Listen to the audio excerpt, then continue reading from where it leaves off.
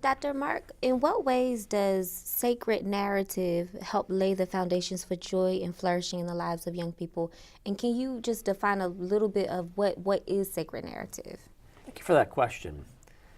We are all storied beings. We do not exist apart from a story. Who we are, who we belong to, our communities, our families, our churches, even our polities. We belong to our story, and our story is part of who we are. But our stories are only lived and understood through the process of being part of a community. Stories are linked to communities. And so the power of sacred narrative, the power of the story of the Holy Spirit, the power of the story of Stephen, the power of the Exodus, the sacred narrative that says Christ has died, Christ has risen, Christ will come again.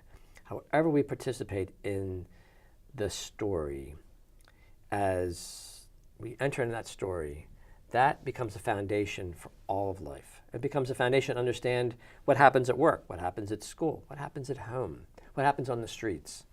So sacred narrative is, to me, almost brings together all the themes about the practices of adolescent faith and flourishing that we're interested in.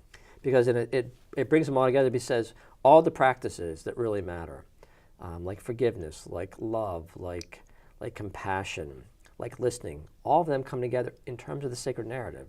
So the sacred narrative, the gospel, the Exodus, the work of the Holy Spirit in our community, when we experience that alive and present, when we experience that, and young people enter into that experience that we have as communities, then it says there is a different story, there is a different perspective. We do not need to be overwhelmed by what is around us because we have a story that reads our world and reads us better than anything else we could ever imagine.